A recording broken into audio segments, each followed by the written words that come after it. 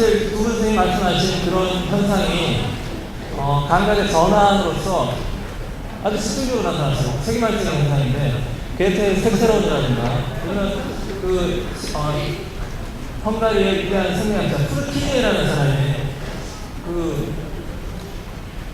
어떤 잔상 효과 또는 내부에서의 내부 성광을 이렇게 엔토픽 포스틴이라고 하는 개념을 동원해서 얘기하면서 15가지 정도의 비해학적 이미지가 출현하게 됩니다.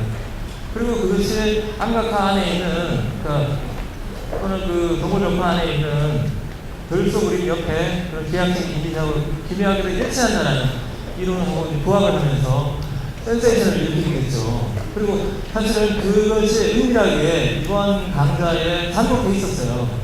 그리고 저는 이제 두 분 선생님 설명하면서 그런 코드로 좀 접근하는 바가 있는데, 어쨌든 그것이 당시 1930년대 예술가들한테는 굉장히 집중적으로 나타납니다. 뭐냐면 빛 상태의 예술이죠. 빛 자체, 유동적이면서 감각성이 뛰어난 어떤 아까 말씀하신 유동적 지성의 세계가 이렇게 춤을 추는 형태, 아까 말씀하신 일본의 실험자 나카자 시니치가 최초로 후기 구성 때 저 안에 무대가 이렇게 연결이 되고 또 수많은 지능의 방들이 이렇게 연결이 되면서 뭔가 복합적인 사고를 하는 타입의 인류가 나타났다. 그 얘기를 아주 충분히 말씀하셨는데, 그것이 실제 예술 세계에 나타난 것은 19세기 말이었어요. 괴테의 색채론, 보들레르의 상음, 코리스판던이라는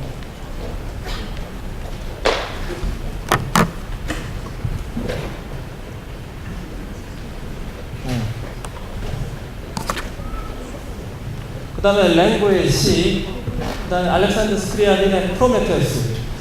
저 작품은 사실 러시아 신지학회 영향을 받아가지고 음악을 듣고 있으면 시각적인 환각이 천천히 이렇게 나타난다고 하는 고전입니다. 그 다음에 요셉 보이스하고도 관계가 깊은 루돌프 슈타이너. 최근에 책들이 다 많이 되죠. 국내에서도요.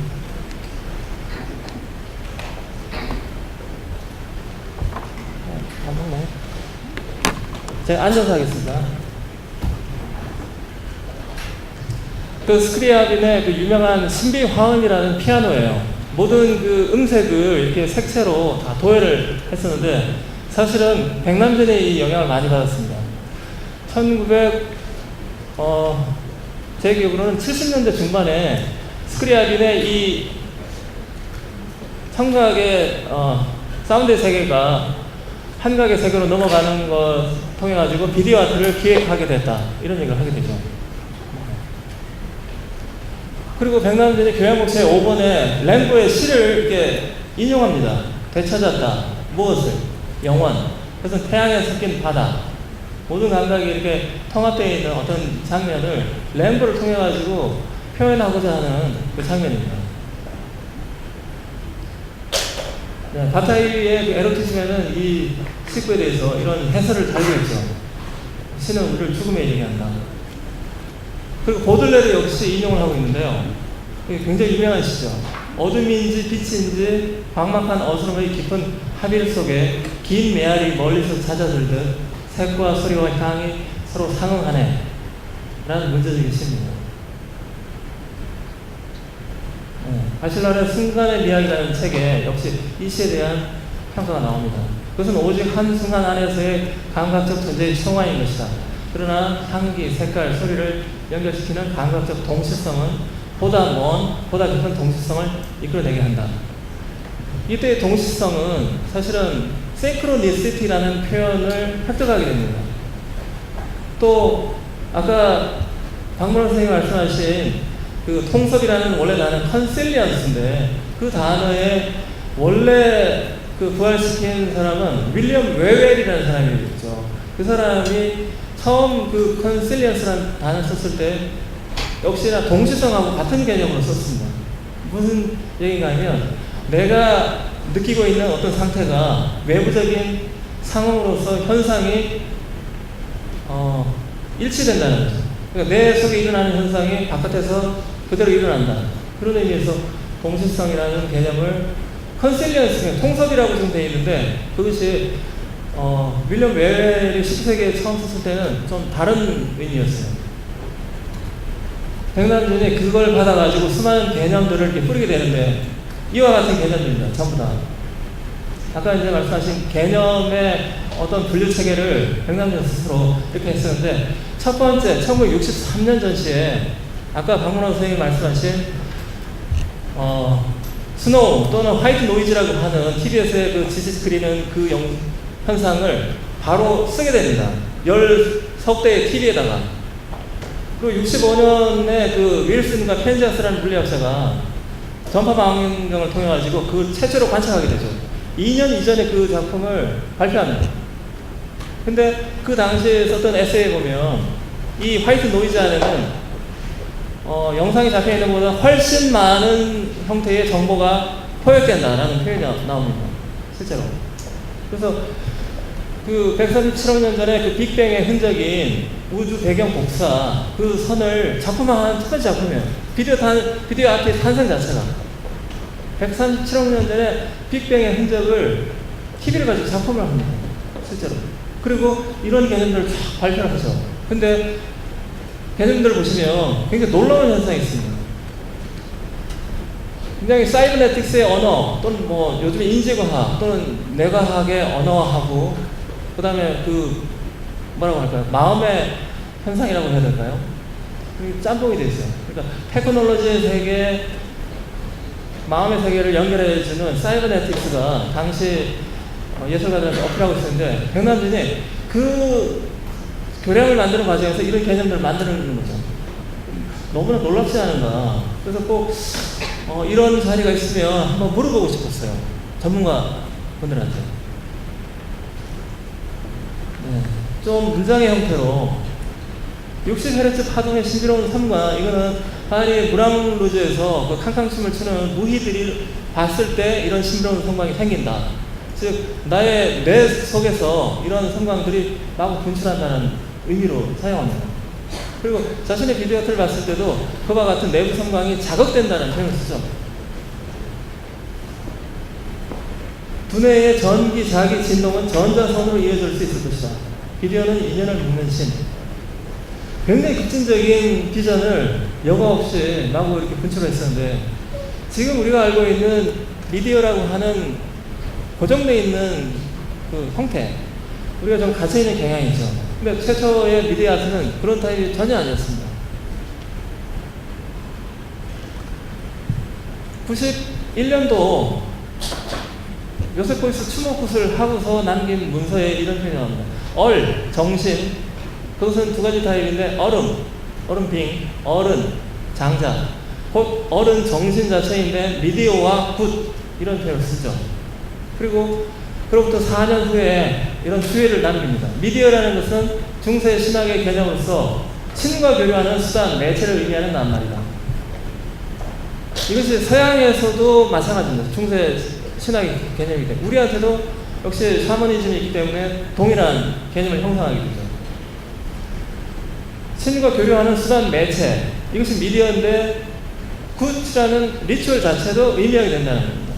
굿의 어원은 몽고로의 정신 자체이니 미디어와 굿이란 거의 같은 말이다. 의심할 여지 없이 나의 몽골 선조들은 이 문화로 내게 영감을 불러일으켰다. 무릇 늑대의 세계로부터 더 진보한 것은 별로 없다. 제가 오늘 두 분 선생님한테 그 열광을 들으면서 크게 자극받은 것을 한 문장으로 표현하면 바로 마지막 문장인 것 같아요. 무릇 늑대의 세계로부터 더 진보한 것은 별로 없다. 구석기 시대, 후기 구석기 시대, 현대, 또 근미래.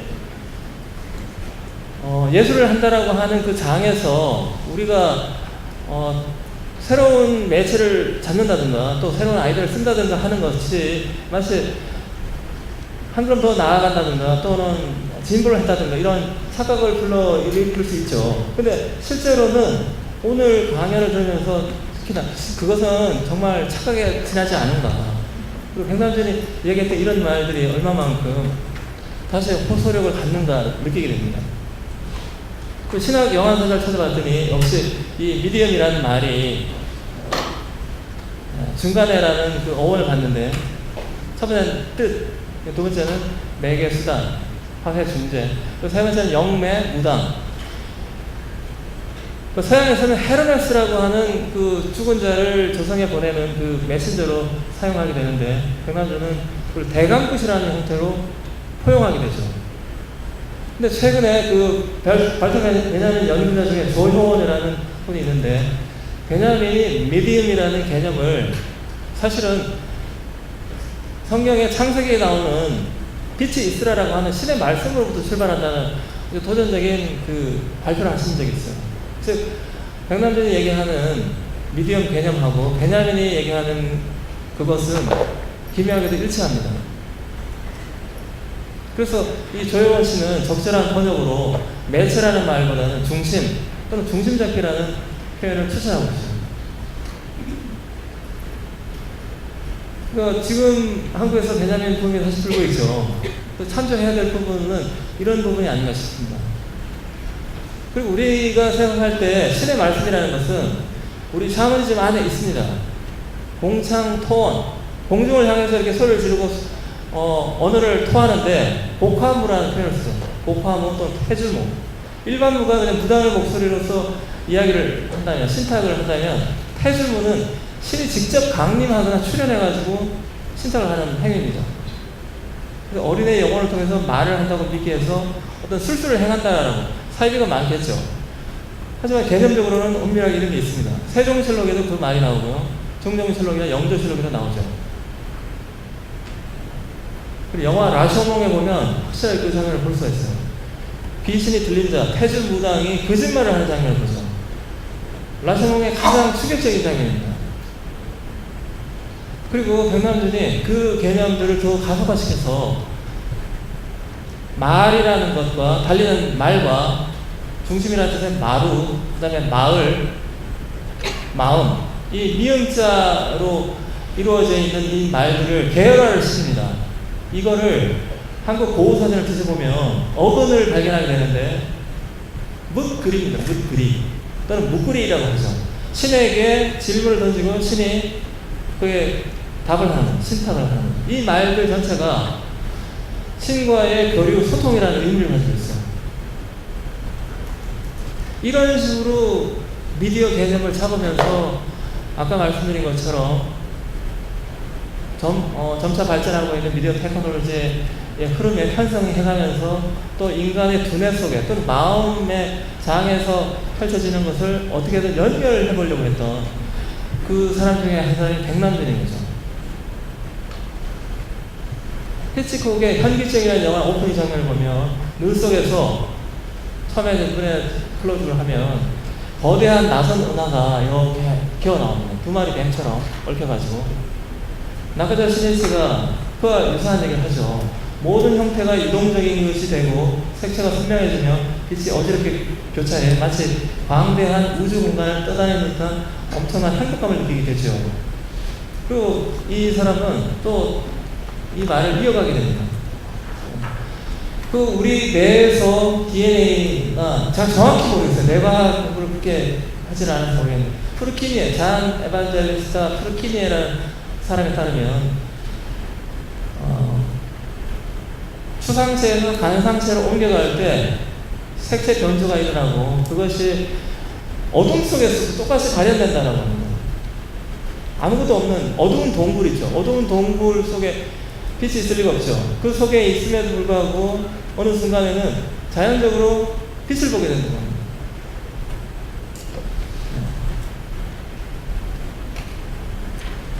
이거는 강문호 선생님 앞이기 때문에 제가 급히 넘어가겠습니다. 네. 그래서 이 내부 삼광이라는 문제를 미술사의 기원까지 밀어붙여서 일체체 지각은 내면적인 것이었고 그것은 바로 내 안에서 발광하는 이미지였다. 이것이 나카자와 시니치가 하는 이야기입니다.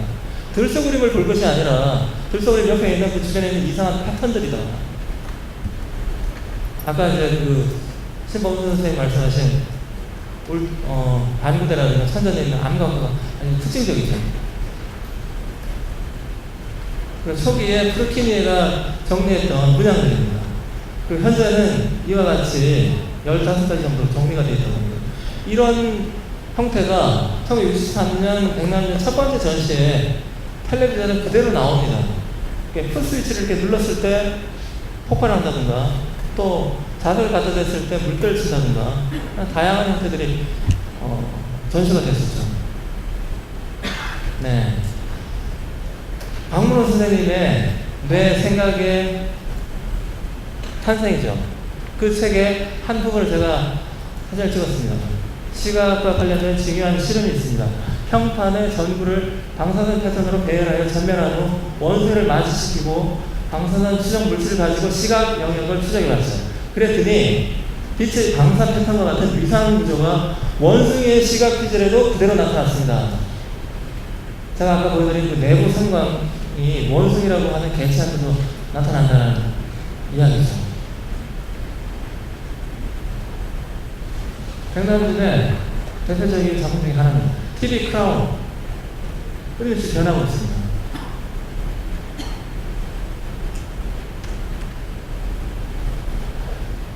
미술사에서 기본적으로는 베리어블리티, 변동성이라는 거죠.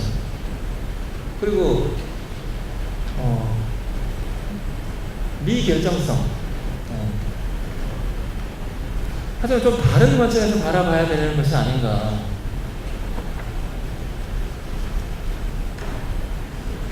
네.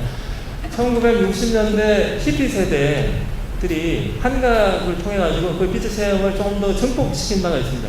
그에 대한 격전 높은 보고서들이 꽤 나와있죠. 그 중에 올더스 헉슬리라는 그 문명 비평가가 쓴 모크샤라는 책을 참조할 수 있습니다. 이 사람은 그 소위 멋진 신생이라는 책을 썼는데, 또 금지된 섬이라든가 책을 보면 소위 소마가 나옵니다. 소마는 아까 그 말씀하신 힌두교에서, 브라만교에서 사용되는 어떤 특수한 제재인데, 소재는 광대버섯이라고 해요. 한각을 일으키는.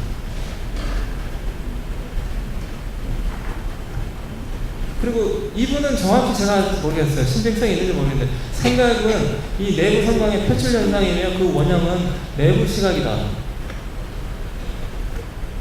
그리고 그 남아프리카 공화국의 데이비드 루이스 윌리엄스가 소위 동굴 벽화가 내부 선광과 일치한다. 이걸 도표로 만든 겁니다. 내부 선광의 그 기하학적인 이미지하고, 그 다음에 동굴 속에 암체화, 기묘하게도 일치한다. 이 현상을 어떻게 봐야 되는가. 보수적인 사람은 이것도 그냥 여러 많은 견해 중에 하나로 추구하지만, 또 어떤 사람들은 이것을 굉장히 중시하기도 하죠.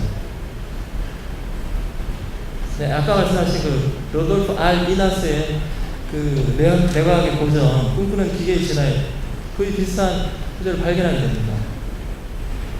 근데 우리 1930년대생 예술가들은 거의 이런 세계 속에서 웰선 이펙트를 충격을 받지만 다시 그에 대항해서 무엇인가를 내놓을 때 바로 이와 같은 빛 상태로 대응한 것이 아닌가 생각이 들어요. 네. 그때 수행할 때는 노자도덕경이 특징적으로 나타납니다.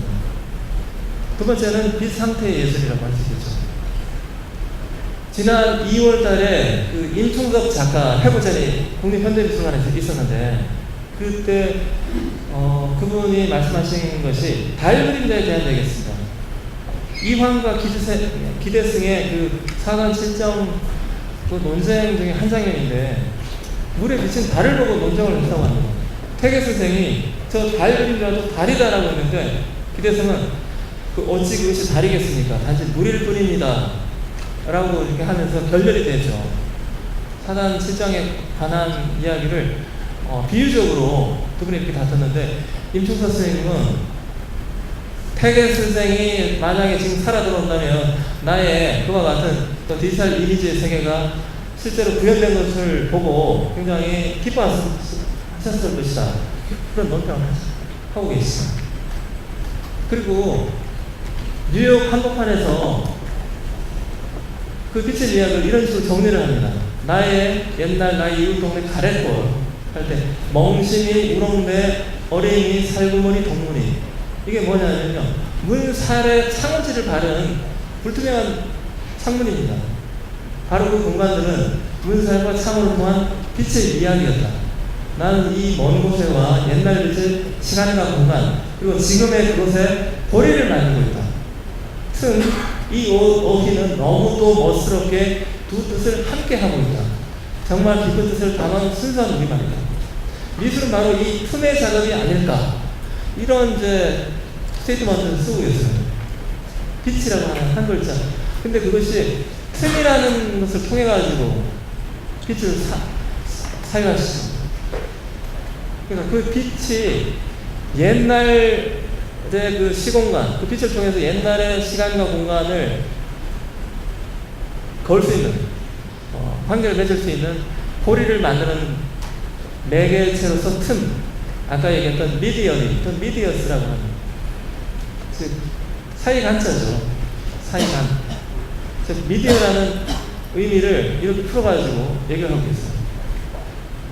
그리고 그분의 그 다큐멘터가 당시에 전시가 됐었는데 아주 재미난 것이 많았죠.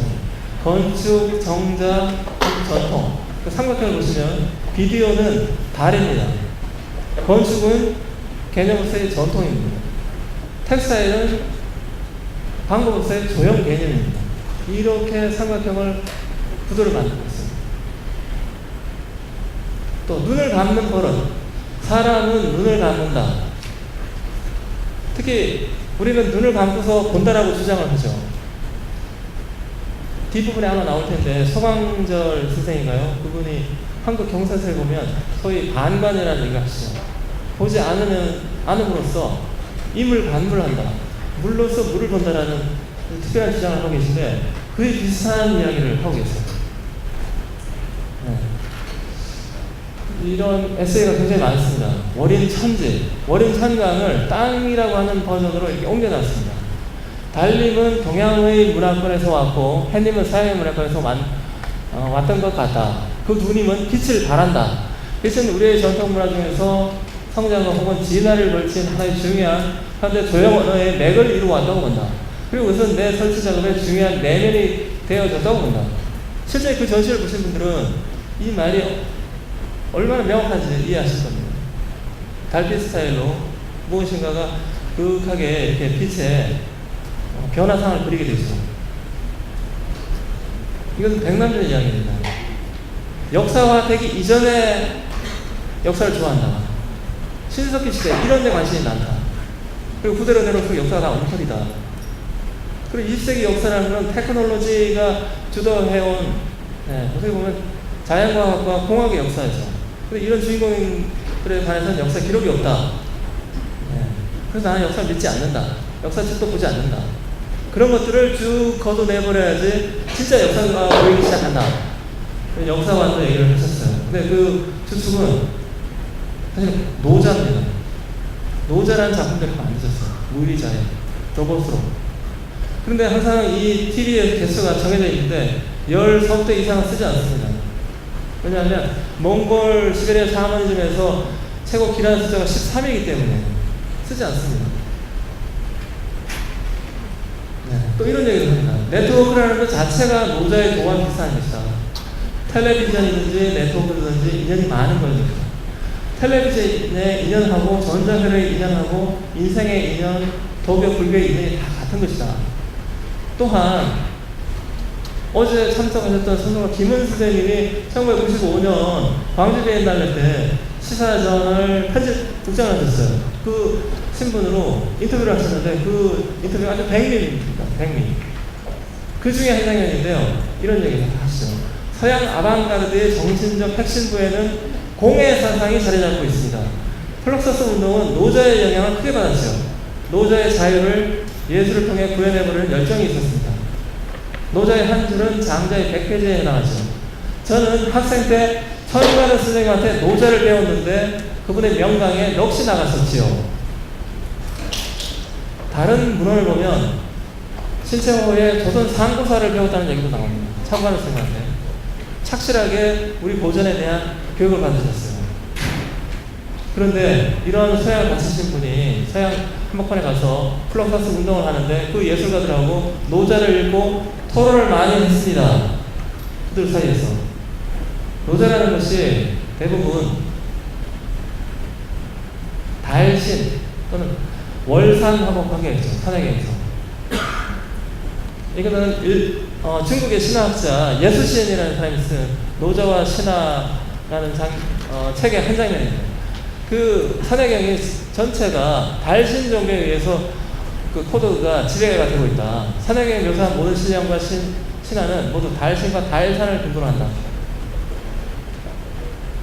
그리고 노자 자체가 사실은 중국의 어떤 그 학자에 따르면 샤머니즘이 조금 더 세련화된 것이다 라는 주장까지 곁들이고 있습니다.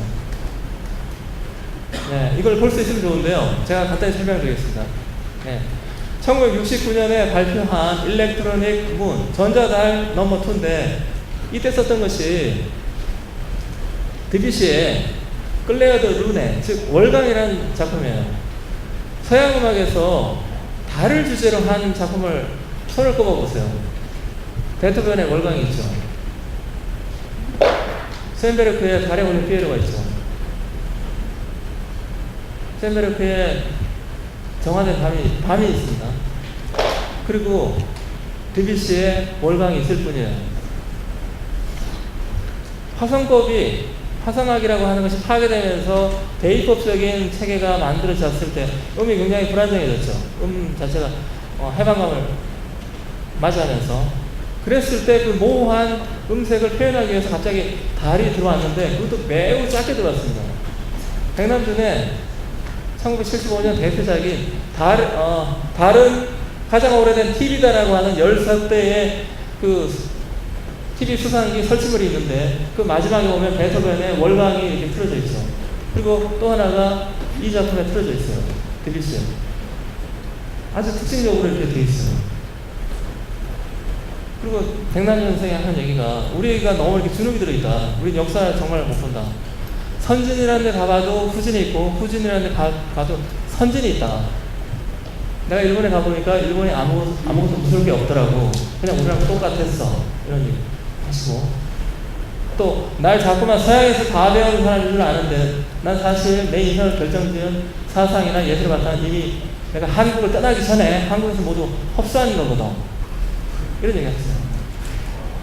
우리는 일제시대 때 문화도 말이지 전통문화고 서구문화고 다 높은 수준으로 그대로 가지고 있었거든.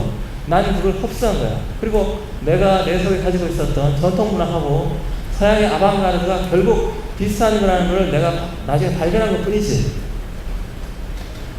매우 쉬운 문제죠.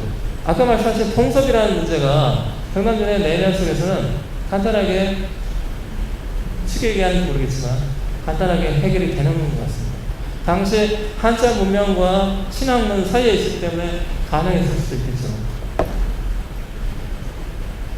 파리에 1985년에 바로 물방울의 화가 김창렬 선생을 만납니다. 이때 공간지 10월호에 인터뷰가 실려요.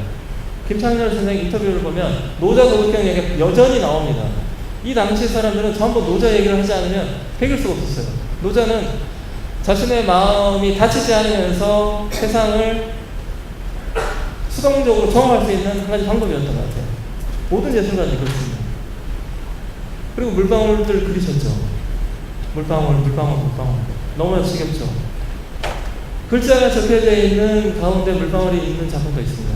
근데 이 인터뷰에서 아주 중요한 얘기를 하세요. 백 선생님이 물방울 왜 그리셨냐고 따져 물었더니 김창렬 선생이 자기는 원래 그 백색 모노크롬 박서보 선생이 하던 그걸 매우 추정하고 그랬는데 그때도 그것을 그냥 의미 없는 추상으로 본 것이 아니라 총알이 스쳐 지나간 상언으로 바라봤다. 이렇게 얘기를 하는데 미국에 갔다가 파리로 왔더니 자기가 그 만들었던 그 둥근 어떤 형태가 흰 공들이 녹아내려서 점액질로 변했다. 근데 그게 너무 답답하게 느껴지길래 투명한 물이 되면 어떻게 될까 하는 생각 캔버스를 이렇게 뒤집어 놓고 물을 뿌렸다고 그러죠. 물을 뿌렸더니 햇빛에 영롱하게 반짝이는데 갑자기 정신이 화다닥 들더군요. 이렇게 얘기합니다. 제가 이 부분을 이 책 자료집에다가 썼습니다. 이 작품을 다시 한번 보세요. 햇빛이 들어왔다가 나가는 지점이 있습니다. 이쪽 방면에서 빛이 들어와서 긴 그림자를 남기면서 마치 여기 파열을 하는 것처럼 빛을 내고 이쪽으로 빠져나가죠. 즉, 이 물방울은 빛을 투과시키는 미디어 역할을 합니다. 물방울 자체가 물순적으로 매너리즘에 빠져가지고 반복된 것이 아니었고, 물방울을 그리지 않으면 안 되는 사정이 있었던 거죠. 여기도 마찬가지입니다. 수많은 물방울들이 있는데 전부 이런 빛에 배설을 하고 있어요. 이 물방울을 미디어로 쓰고자 하는 그 끈덕진 의지가 있으셨죠. 근데 우리는 그런 사정에 대해서는 전혀 모른 척 했거나, 아니면 김창현 선생님이 너무 장사가 잘 되시는 바람에 또 망각하셨을 수도 있어요.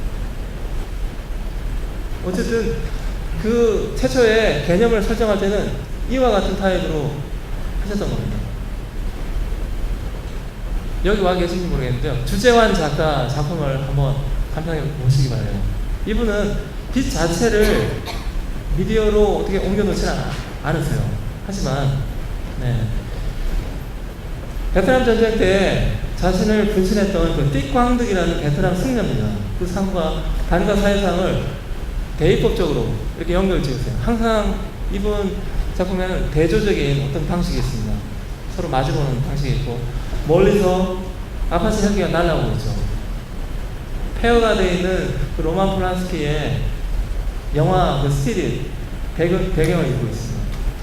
이런 작품이 꽤 많이 있어요. 여기는 UFO가 나타나 있습니다. UFO의 관점에서 지구 전체를 바라본다는 거죠. 아까는 어떤 얘기를 하셨냐면, 소련의 우주 비행사가 처음 지구를 한 바퀴를 돌고 두 바퀴를 돌고 세 바퀴를 도는 얘기를 하셨어요. 첫 번째 한 바퀴를 돌았을 때 내 고향이 어디지를 찾았다고 합니다. 두 번째 한 바퀴 또 돌았을 때 내가 살고 있는 지역이 어디지 이렇게 하셨다고 해요. 세 바퀴를 돌자 그제야 지구 전체가 보였다고 합니다. 이 비행접시 하나를 띄우고 관점 이동을 주장하세요. 지구 전체를 전망하려고 하는 어떤 관점, 달이 되고자 하는 어떤 관점이죠. 근데 이 작품은 너무 손쉽게 만들어졌다는 이유로 별로 관심들이 없으세요. 이런 작품이 꽤 많으시거든요. 주제한테. 또 2005년, 6년에 이런 작품들이 있어요. 도깨비 시리즈. 근데 항상 이분의 색채에는 보라색이라든가 청록색이라든가 그런 색의 계열이 있어요. 근데 제가 좀 물어보니까 어떤 할루시네이션이죠. 환각 상태에 빠졌을 때 특징적으로 나타나는 장면이라고 합니다. 그리고 주전 선생님한테 꿈을 꾸시냐고 제가 여쭤봤어요. 전혀 꿈을 안 꾸시지 않는데요. 꿈이 없으시대요. 이 그림이 꿈에 해당이 됩니다. 대낮에 꾸신 꿈이에요. 도깨비 꿈을 꾸시는 거죠. 네, 조금 더 어두운 꿈도 있고요. 이분이 40세 때 처음 작가가 되셨고 그때 발표했던 작품입니다. 태풍 아방가로의 시말. 여기 넓어져 있는 이 발로 선풍기를 끄는 이 무례한 작자가 소위 멍불이에요. 이 데카당스한 태폐적인 지식인을 풍자하기 위해서 그의 내면 세계를 이렇게 기하학적인 분양으로 만화적인 컷으로 그렸어요. 근데 놀랍게도 아까 보여드렸던 내부 성광 코드를 그대로 채용하고 계세요. 이거를 갖다가 이렇게 샘플 뽑아가지고 나란히 한번 배치를 해보세요. 기묘하게도 일치합니다. 어떻게 해서 그런지 모르겠어요. 그리고 이분이 많이 그리신 작품 중에는 암각화를 모티브로 한 작품이 다수 있어요. 이분의 작품을 저는 무의식이라는 입장에서 접근해 가지 않으면 제대로 밝힐 수가 없겠다는 생각까지 하게 됩니다. 우리가 지금 강의를 들었던 내과학이라든가 또는 암각화라든가 하는 것이 과거의 학문, 과거를 다루는 학문 또는 지나치게 자연과학적인 학문 그런 게 아니라는 거죠. 여전히 우리 예술세계 속에 깊이 개입해 있고 지금이야말로 그 관점을 열어서 그 코드를 해독해서 쓰지 않으면 안 될 거라는 생각이 드네요. 네. 여기 뒤에도 조금 더 있는데요. 이 정도로 그치고 이제 저의 그 말은 이걸로 접고 질문을 좀 받아볼게요. 두 분 선생님을 모시고.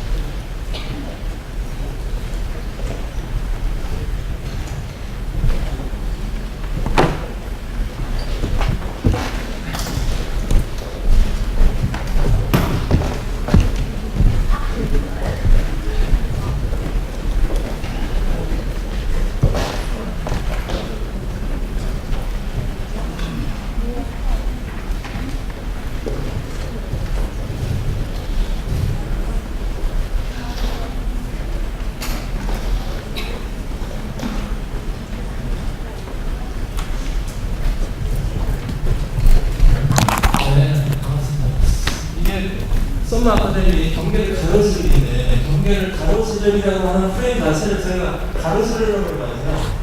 시간을 많이 풀었고 그렇지만 어쨌든 여기까지 왔기 때문에 좀 더 우리를 진전시키는 게 좋을 것 같습니다.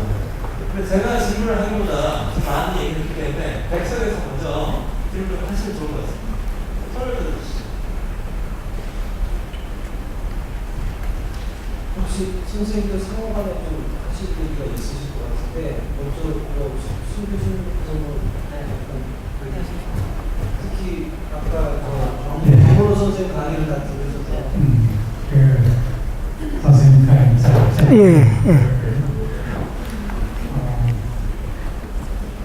한 가지 제가 궁금한 것인데 제 개인적인 질문을 좀 드려도 될까요? 예. 아까 선생님 강의 모임 사진들을 쭉 보여주시는 게 상당히 재밌더라고요. 예. 그래서 이건 참 재미있는 집단인데 들어가고 싶다는 생각이 얼핏 들었어요. 근데 나중에 어떤 얘기를 하시냐면 180km인가를 그릴 수 있어요. 예. 딱 적었습니다. 제가 그 호주를 갈 때 자기 학교에서 떠나느라고 차에다가 휴대폰도 다 놓고 그냥 갔어요. 갔더니 뭐 아무것도 없었어. 수첩도 없고 집에다 전화를 해야 되는데 다른 사람들 다 집에다 전화를 해주는데 일주일 동안 제가 집에 전화를 못했어요. 왜 그랬을까요? 그래서 넌센스 퀴즈 같기도 하고 전화를 안 갖고 갔었으니까. 제 집에 전화번호를 잃어버렸어요. 예. 기억을 못해서. 예. 그래서 집에 갔을 때 한 2주간 제가 끝났습니다. 아니 도대체 집 전화를 모르는 사람이 어딨냐? 예. 그래서 장안의 화제가 됐어요. 예. 그래서 선생님 저기 그러면 저렇게 들어갈 수 없겠다. 아니요, 좀 그거는 조금 다른. 예. 그거 잠깐 말씀드리면 제가 하는 그 과학 운동은 그동안 과학을 접하지 못했던 사람들, 예술이나 인문학 하신 분들이 주 대상입니다. 어떤 측면에서. 근데 나이가 들어서 어른이 됐다는 것은 뭐냐면 우리가 추상적 사고를 많이 할 수 있는 사람들이거든요. 그 사람들한테 그 무슨 수학, 미분적 부분부터 다 배워서 과학에 들어오기는 너무 험난해요. 시간이 많이 들어요. 그래서 단도직입적으로 곧장 들어 과학을 이해하는 방법론으로서 암기를 채택을 한 거예요. 차원이 다른 문제. 근데 한 가지 좀 희망적이었던 것은 제 기억력이 그렇게 나쁜데 개념을 아까 강조하시더라고요. 그래서 지금까지 차안된 적이 없는 그런 개념을 제가 그 인문학 쪽에서 만들어 보는 중인데 조금 희망적일까요? 그런 측면이? 일단 그게 아니라 일반적으로 어떤 사람들이 자기가 기억력이 약하다 이렇게 주장하는 사람들이 꽤 있어요. 근데 그거는 조금 구별해 봐야 될 게 얼마 전에 카츠라는 그 세계적 기억술사가 우리나라 왔습니다. 그 신문 기사를 혹시 보신 분은 그런 기사가 났어요. 그 사람이 그 무작위적인 숫자를 거의 무제한으로 암기할 수 있어요.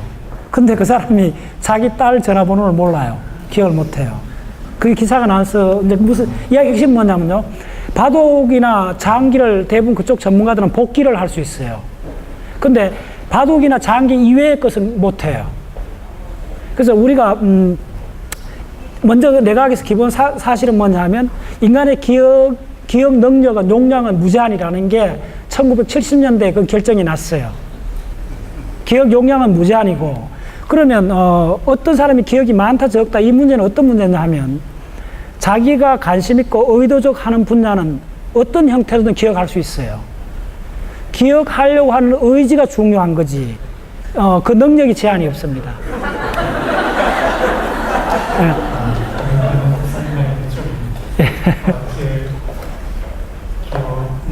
문제가 좀 있는 것 같습니다. 집에 대한 전화번호를 기억하려는 의지가 없다고. 그렇습니다. 바로 오늘 저한테 일어났던 현상이 뭐냐면 오늘 구미에서 강연을 하는데 그 집사람이 차를 몰고 가고 차를 저 밑에 주차했는데 그 안내하는 분이 박사님 차 이름이 뭡니까? 차 기종이 뭐냐고 물어요. 저는 지금도 우리 차가 무슨 차인지 이름을 몰라요. 현대차라는 거 아는데 현대 무슨 차라는 이름을 몰라요. 왜? 내한테 중요하지 않기 때문에 그래요. 간단해요. 이거는 굉장히 그 가학적인데 내한테 중요한 것은 분자 구조식은 4시간 동안 강의를 할 수 있어요. 그래서 여러분들 그래서 자기는 기억이 잘 된다 안 된다는 무슨 그 상황을 미리 파악해 봐야 돼요. 생존에 중요한 건 어떤 식으로도 기억할 수 있어요. 이제 그만하시고요. 아, 예. 아까 선생님 말씀을 듣고 보니까 제 강의한 거하고 한 가지 그 공통점이 있는 것 같더라고요. 저는 그 안각화 미술의 핵심은 모든 개체들이 열리고 전체적으로 통합되는 한 개체 자체 내에도 생태계로 생각하고 또 생태계 속에 통합된 어떤 총체성 그런 개념을 그 안각화의 개념을 제시했었는데 선생님의 어떤 신경망이 생태계다 하는 그런 말씀을 듣고 그걸 상당히 중요한 말씀이다. 그것은 과학을 떠나서 생태계 전체 또는 예술 개념 전체에 같이 구성시킬 수 있겠다. 그런 생각을 했습니다. 그런 것이 아마 이번 서머 아카데미에서 어떤 예술의 어떤 새로운 차원, 새로운 개념 그런 것들을 탐구하는 여러분들께 하나의 메시지가 되지 않을까 싶어서